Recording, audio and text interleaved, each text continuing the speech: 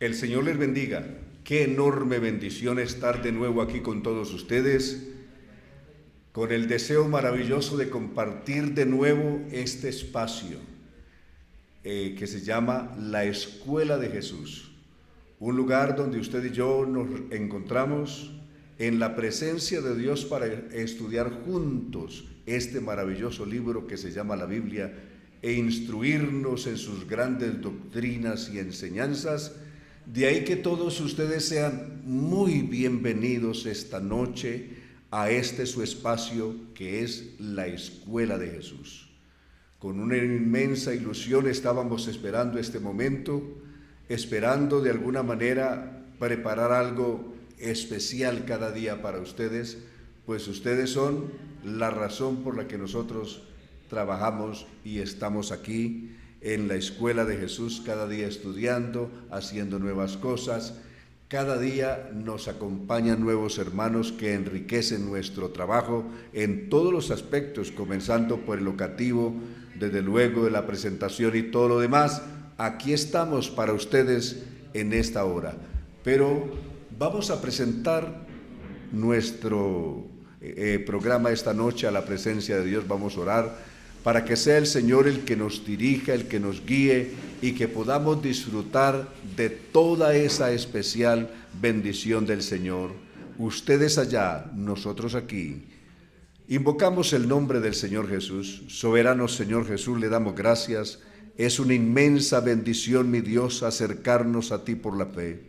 Te ruego, mi Dios, esta noche, no solo que recibas la alabanza nuestra, que este espacio sea para glorificar y exaltar tu glorioso nombre, sino que también tú nos dirijas con tu Espíritu Santo y que podamos, Señor, tener un tiempo maravilloso en tu presencia, de estudio, de reflexión, de aprendizaje, que podamos crecer en la fe, en el conocimiento y en la sabiduría que viene de ti.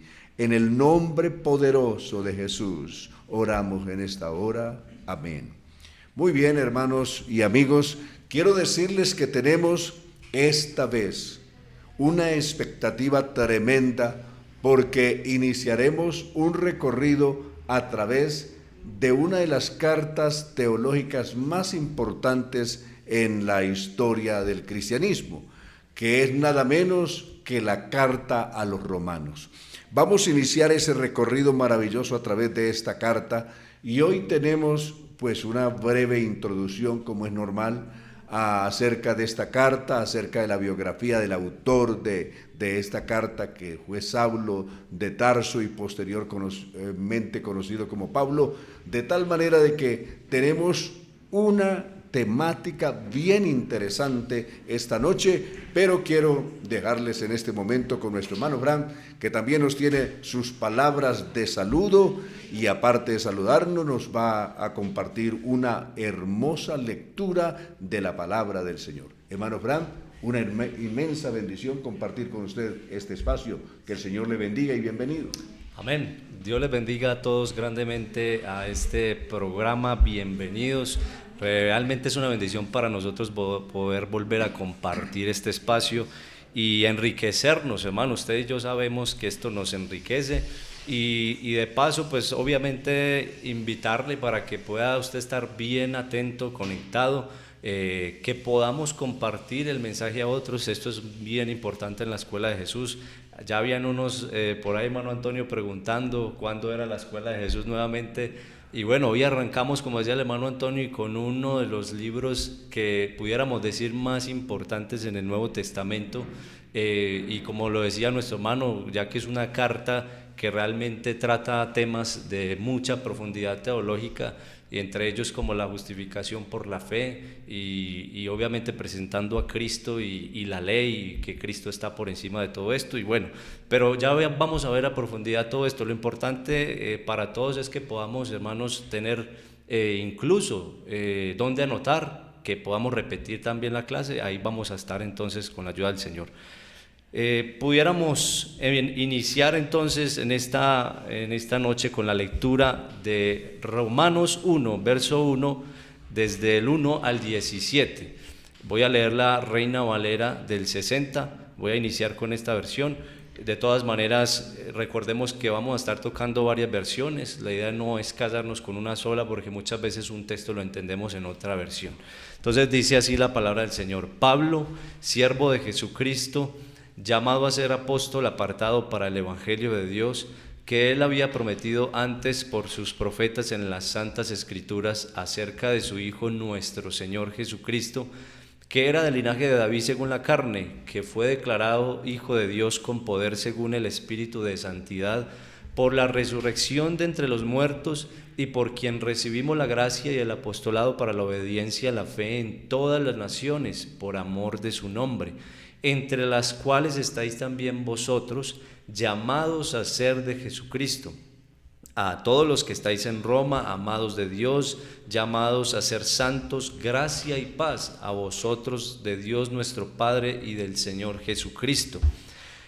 Y comienza diciendo el apóstol Pablo: primeramente doy gracias a mi Dios mediante Jesucristo con respecto a todos vosotros, de que vuestra fe se divulga por todo el mundo, porque testigo me es Dios, a quien sirvo en mi espíritu en el evangelio de su Hijo, de que sin cesar hago mención de vosotros siempre en mis oraciones, rogando que de alguna manera tenga al fin, por la voluntad de Dios, un próspero viaje para ir a vosotros, porque deseo veros, comunicarlos algún don espiritual, a fin de que seáis confirmados, esto es, para ser mutuamente confortados por la fe, que nos es común a vosotros y a mí.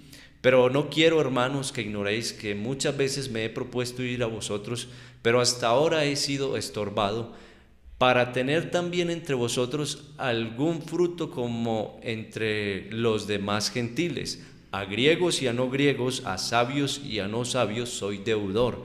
Así que en cuanto a mí, pronto estoy a anunciaros el evangelio también a vosotros que estáis en Roma, porque no me avergüenzo del evangelio, porque es poder de Dios para salvación a todo aquel que cree, al judío primeramente y también al griego, porque en el evangelio la justicia de Dios se revela por fe y para fe, como está escrito: mas el justo por la fe vivirá.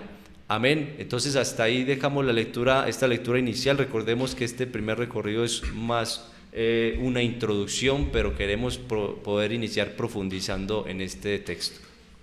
Muy bien, hermanos, muchas gracias, hermano Fran. Tenemos para decirles que ustedes nos pueden escribir, por favor, comparta este link con todos sus contactos, compártalo ahora.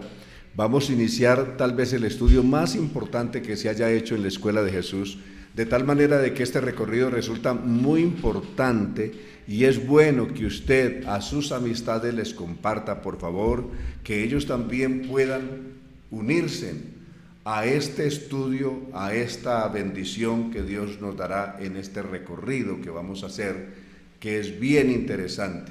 Entonces, no solamente compártalo, sino que también escríbanos, por favor, escríbanos algún comentario, algún saludo que usted quiera darnos, en fin, estamos listos. Muy bien, entonces vamos a iniciar. Desde luego, para iniciar una carta como esta de tanta trascendencia, hay que ubicar varias cosas. Una, el autor. ¿Quién escribió la carta? Y por eso brevemente una biografía del autor de esta carta, el conocido Saulo de Tarso, posteriormente conocido como el apóstol Pablo, desde luego. Entonces, también vamos a ver en este contexto que escribe la carta a los romanos, quiénes eran las personas a quien Pablo les escribe esta carta. ¿Quiénes son aquellos que aquí se conoce como los romanos? ¿Qué personas eran? Y cuál la importancia para el cristianismo de su momento, este grupo de personas conocidos como los romanos, qué importancia tenían en la iglesia o tuvieron en la iglesia del primer siglo estas personas y cómo estaba conformado este grupo. Esa es la segunda partecita que veremos. Tercera partecita que veremos, cómo era el mundo de los tiempos de Pablo. en cómo era en el aspecto, por ejemplo, geopolítico, cómo era el mundo en el aspecto geopolítico en los días de Pablo, especialmente cuando Pablo escribe esta carta que equivale a los tiempos de César Nerón, uno de los periodos bien oscuros del primer siglo de la era cristiana, con un hombre terriblemente malo, como fue este hombre, conocido como Julio César Nerón. Entonces, aquí hay demasiada información importantísima. ¿Por qué es importante iniciar con estos 3 pasos por lo menos? Porque a partir de que uno conozca la biografía de la persona, entonces va a entender las motivaciones que tuvo para escribir esta carta. Si luego conoce las personas a quien va dirigida esta carta, lo va a entender mejor. Y tercero, si tiene un contexto del mundo del entonces, cómo era el mundo geopolítico, religioso, económico, cultural de ese tiempo, entonces vamos a poder comenzar teniendo un poco de luces encendidas el recorrido a través de esta carta.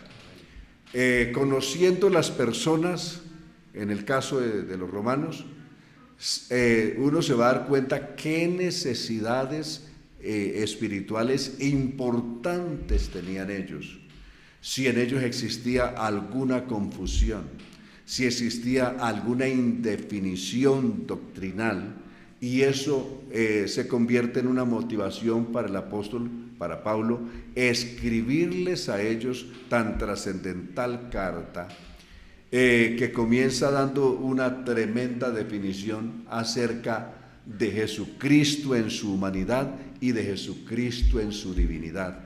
Esta carta, solamente entrada, ya hace una tremenda definición.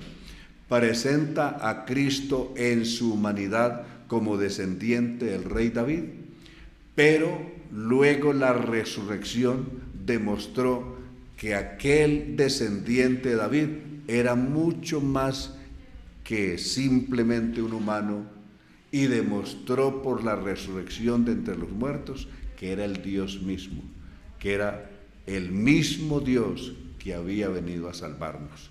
Entonces, son cosas muy trascendentales que vamos a tener en esta importantísima carta al hacer este recorrido. Iniciamos entonces con lo primero. Breve biografía de Pablo. Los más grandes escritores y los más grandes historiadores de alguna manera están de acuerdo en un punto. El nacimiento de Saulo de Tarso, nacido en Tarso de una familia judía, es decir, su padre era judío, su mamá era judía, pero Pablo había nacido, es decir, nace en una familia que vivía fuera del país, que estaba en la diáspora en ese momento, y vivían en el mundo griego, en una ciudad llamada Tarso. Este Tarso, para los tiempos de este primer siglo, no existía una división política marcada entre lo que hoy es Grecia y lo que hoy es Turquía, de tal manera que lo que hoy conocemos como Turquía estaba de alguna manera incluida, pues los dos pertenecían en ese momento al Imperio Romano, eran simplemente provincias romanas, no eran países, sino provincias romanas, tanto Grecia como Turquía y los demás países del mundo de aquel entonces. Pero aparte de eso, lo que hoy es Turquía, o lo que fue Anatolia, o hasta el año 1935, o la antigua tierra de los hititas, en fin, esta región había sido muy dominada por los griegos, de tal manera que su cultura era griega, su lengua era griega, y se conocía simplemente como parte de Grecia. Por eso hablar de Tarso no era hablar de una cultura distinta a la griega, era una ciudad completamente griega. Era de alguna manera Tarso en el mundo griego de los tiempos de Pablo era la segunda en importancia del mundo griego después de Atenas. Es decir, la ciudad más importante culturalmente de los días de Pablo en el mundo griego era Atenas, pero la segunda ciudad más importante del mundo griego era Tarso, donde Pablo nació y creció hasta ser más o menos un preadolescente, que es cuando sus padres se van a trasladar a la ciudad de Jerusalén. Lo que dije, que los historiadores están de acuerdo más o menos que nació entre los años 5 de la era cristiana al año 10, es decir, no hay una precisión exacta que nace en el año 5 o en el año 6, sino que nace más o menos en ese periodo de tiempo, entre el año 5 y el año 10, es donde apuntan todos los grandes historiadores a ubicar el nacimiento de Pablo en esta ciudad llamada Tarso. En ese lugar griego donde él nace, desde luego no tiene una influencia religiosa muy fuerte, pues no había una colonia judía muy radical allí, en ese lugar, de tal manera de que se sabían que eran judíos, pero no eran personas que practicaran allá mientras estuvieron, que fueran practicantes celosos de la ley o de las costumbres judías. Cuando ya se trasladan a la ciudad de Jerusalén y a este jovencito lo ingresan en la escuela de un gran sabio que había, o rabino sabio que había en aquel entonces. Habían dos escuelas famosas del judaísmo, y esta era la escuela, o una de ellas, y es la escuela de Gamaliel, conocido como el Viejo, o el Viejo Gamaliel. Entonces ingresa en esta escuela, donde va a estudiar, a hacer sus estudios, por decir sus estudios secundarios, y terminar siendo todo un rabino, convertido todo un rabino, pues hasta donde llegaba la preparación en aquella escuela. Todos los estudiantes que terminaban salían con el título de rabinos de esta escuela de Gamaliel. Y es allí donde Pablo viene, y es allí donde él va a tener un contacto realmente con sus raíces religiosas, con sus raíces judías, con todo lo que es el conocimiento de la ley, del Antiguo Testamento, de la historia e incluso de las leyes. Lo ponen tanto a estudiar no solamente todos los alcances de los mandamientos, de los preceptos, de las ordenanzas, de todo lo que establece el Antiguo Testamento, de toda la vida religiosa, sino que también tiene la oportunidad de estudiar más o menos lo que eran los diversos sistemas de aplicación de justicia en el mundo judío, recordando que Israel no era un país libre, era un país vasallo. De todas formas estaba sujeto a las autoridades y a las leyes romanas. Como estaba sujeto a las leyes romanas, entonces tenían que estudiar no solamente la ley de Moisés, el Antiguo Testamento, sino que también tenían que estudiar las leyes romanas, las tenía que estudiar un rabino para no irse a extralimitar en sus funciones o en sus decisiones o en las aplicaciones de justicia y meterse en problemas con las autoridades romanas. Tenía que saber que había un límite entre la aplicación de justicia judía y la aplicación de justicia del Imperio Romano. Entonces, los judíos no podían hacer todo lo que querían sin una autorización romana. Tenían que entonces conocer cómo era la aplicación de justicia en el Imperio Romano. Esto hace que Saulo de Tarso tenga que manejar muy bien sus conocimientos legales en el judaísmo, partiendo de la ley, y también sus amplios conocimientos en el mundo del derecho romano, para saber la aplicación de justicia en el imperio. Entonces, esto hace que sea bien interesante, incluso para los estudiantes de derecho, que tenemos muchísimos, gracias a Dios, en la iglesia, que sea bien interesante para los abogados y estudiantes de derecho y de introducción al derecho romano. Resulte bien importante esto porque esta carta a los romanos va a combinar, nos va a hacer un compendio de la aplicación de la ley desde el Antiguo Testamento, es decir, desde la ley mosaica, y nos va a hacer también una especie de compendio acerca de cómo era la aplicación de justicia desde el Imperio Romano, es decir, desde las leyes y las autoridades que gobernaban el mundo de aquel entonces. Entonces, por eso resulta muy importante todo este tejemaneje que vamos a encontrar en este personaje que es Saulo de Tarso, posteriormente conocido como Pablo, que Pablo ya, si bien Saulo es como una persona escogida de Dios, por ejemplo, Saulo quiere decir escogido por Dios, pero en cambio Pablo ya en el mundo judío es pequeño, quiere decir pequeño. Entonces ahí hay que combinar eso, una persona escogida de Dios pero a la vez es pequeña, y él mismo se definió así como pequeño. Recordemos con Efesios capítulo 3, verso 7, que un día él dijo que él era el más pequeño de todos los santos. A mí, al más pequeño de todos los santos, me fue dado el privilegio de anunciar el evangelio a los gentiles. Repitió de nuevo eso en Primera de Corintios, en el capítulo 15, cuando, hablando de los otros apóstoles y el trabajo que los otros habían hecho, dijo: mas yo he trabajado más que todos ellos.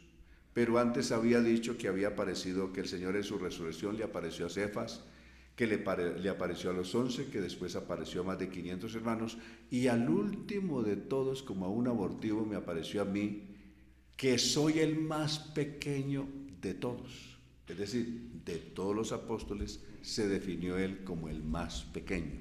Entonces, el más pequeño de los santos, el más pequeño de los apóstoles, pero en cuanto al trabajo se cumplió lo que él dijo: más he trabajado más que todos ellos. Vuelve a recordar para que aquello de la soberbia que siempre estará impregnada en nuestro ser no se le subiera. Entonces tuvo que aterrizar y decir: mas no yo, sino la gracia de Dios conmigo. Y más tarde diría: porque por la gracia de Dios soy lo que soy, y su gracia no ha sido en vano para conmigo. En fin, entonces vamos aterrizando todas estas cosas. Pasamos a la otra. ¿Quiénes eran los romanos a quien Pablo les escribe la carta? Estos creyentes romanos en gran parte eran judíos, es decir, judíos que habían vivido en Roma por mucho tiempo. Algunos de ellos no judíos de nacimiento, pero sí prosélitos, es decir, algunos eran judíos de nacimiento y otros eran prosélitos del judaísmo, es decir, personas que sin ser judías se habían convertido al judaísmo. Y el día de Pentecostés, en todas aquellas personas que estuvieron allí, que presenciaron lo que ocurrió el día de Pentecostés, recuerde que Hechos 2 menciona, entre tantas personas que estuvieron allí, romanos también, romanos residentes en Roma que estaban por aquellos días en la ciudad de Jerusalén, según Hechos capítulo 2. Pero hay más en esto. Ocurre que esta carta, la carta que Pablo escribe a los romanos, está más o menos escrita por los años 64 al 66. Es más o menos el tiempo en que se escribió esta carta. Y para aquellos tiempos ya había un ambiente muy hostil al judaísmo en todo el Imperio Romano. ¿Por qué? Porque algunos bandos del judaísmo, algunos grupos del judaísmo, que tenían unas ideas independentistas, que luchaban, que estaban o que habían venido fraguando y madurando la idea de luchar por la independencia del Imperio Romano por mucho tiempo, ya por varios años atrás, habían comenzado a irse organizando y había ya planteada una insurrección. Los judíos se levantarían, especialmente los de Judea, se levantarían contra el Imperio Romano y harían una especie de guerra.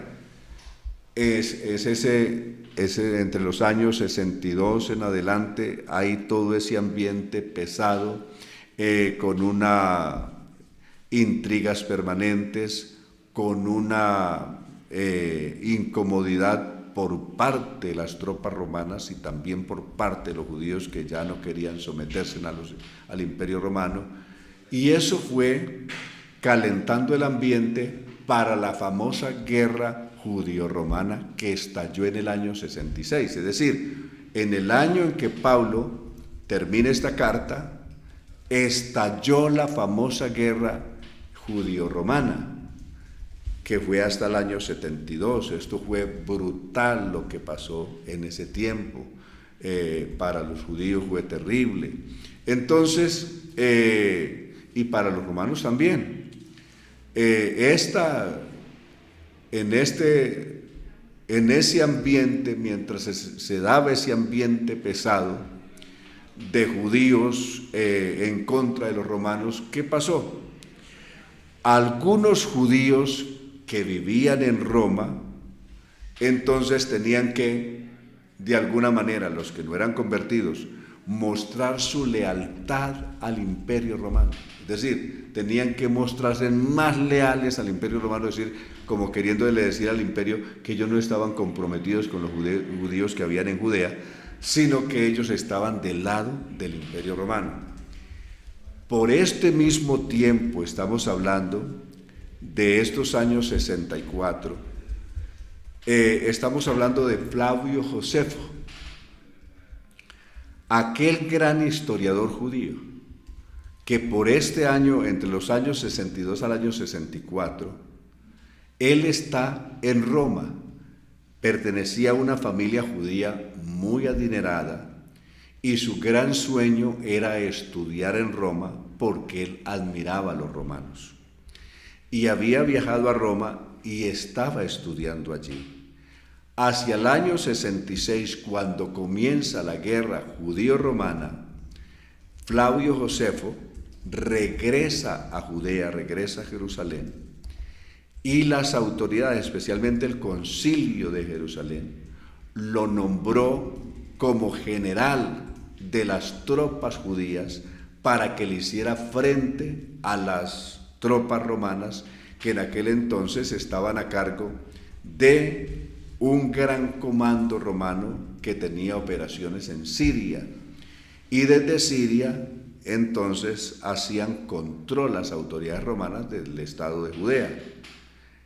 Inicialmente Flavio Josefo y desde luego los judíos le infligieron una cantidad de muertos a las tropas romanas asentadas en Siria, de tal manera que esto asustó al Imperio Romano, y fue entonces el general, el emperador César Nerón, envía su propio general de armas o del Imperio Romano, que era Vespasiano, Octaviano Vespasiano, es enviado directamente con tropas a Judea, directamente por el emperador, para que venga a tratar de sofocar esta rebelión del judaísmo. Y aquí se van a dar una cantidad de cosas que ya se las he contado de otra vez, como las tropas romanas en poco tiempo van tomando posesiones de pueblos hasta que finalmente toman el dominio de Judea. La última que va a caer en el año 70 es la ciudad de Jerusalén.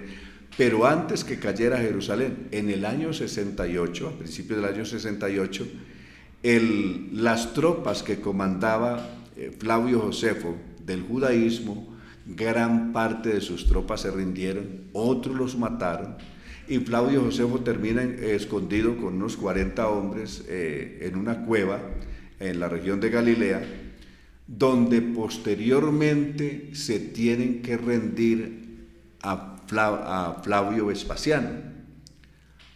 Y al rendirse, cae preso, cae prisionero Flavio y varios de sus hombres, y fueron llevados a Roma.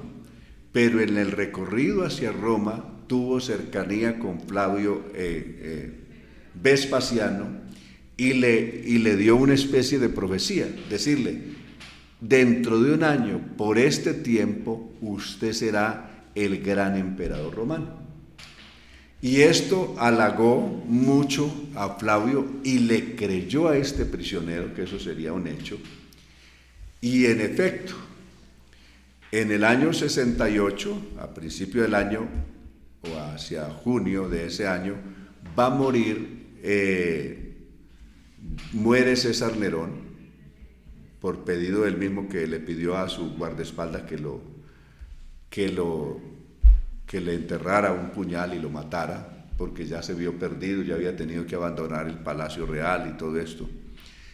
Y va a reinar en su lugar por orden del Senado, que el Senado romano escoge a Galba, un general de origen español que va a asumir el mando, pero no tuvo el apoyo de las tropas romanas, y otro general viene y lo mata, que fue Optón, y eso se forma una masacre de emperadores que duraban muy poco después. O sea que cuando César Nerón muere, viene un año terrible, que es entre el año 68 y el año 69, que hubieron varios emperadores seguidos, porque nombraban uno y este lo mataba, y nombraban otro y otros lo mataban, y así fue terrible lo que pasó esos días, hasta que finalmente se cumplió la profecía que había dado Flavio Josefo, y exactamente al año que como este le había dicho, fue nombrado él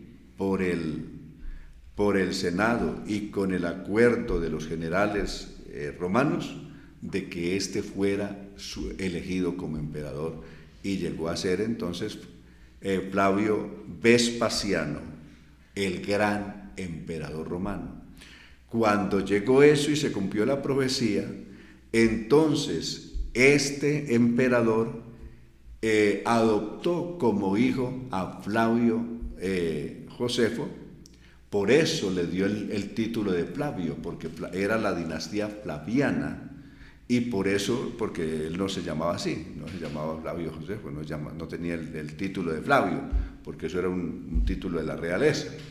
Fue este Vespasiano que, al adoptarlo como hijo, le dio el título real de Flavio, porque era la dinastía flaviana. Y entonces el hombre se convierte a los romanos en ese año 69, cuando llega a ser emperador Flavio, o Vespasiano, pues conocido como Vespasiano. Y entonces Vespasiano le va a encargar una misión terrible a Josefo, y es que tiene que regresar entonces con las tropas romanas, ya no a favor de los judíos, sino en contra de los judíos. Por eso fue tildado de ser un hombre vendido a los romanos, que luego va a pelear contra su propio pueblo, y eso fue lo que hizo a partir del año 69 y hasta la toma de Jerusalén en el año 70. Entonces eso fue una cosa macabra la que va a pasar. Pero en ese mundo convulsionado de guerras, de intrigas, de odios en las mismas tropas romanas, de muerte entre ellos, un mundo descompuesto moral en todos los aspectos, era un mundo corrompido en todos los estamentos, a todos los niveles. En ese mundo de odios hacia los judíos, de odios hacia los cristianos, porque los cristianos los veían como simplemente una secta del judaísmo. Entonces el odio que ganaron los judíos por sus guerras y su rebelión contra el imperio, se lo ganaron también los cristianos. Por eso los cristianos fueron odiados por el imperio romano, no por ser cristianos, sino por ser judíos inicialmente.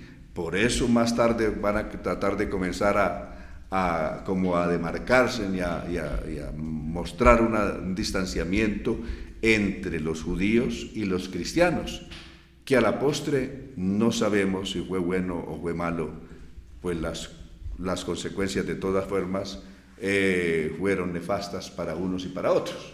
O sea, eso no favoreció a ninguno. Entonces, ese es más o menos el mundo del que estamos hablando.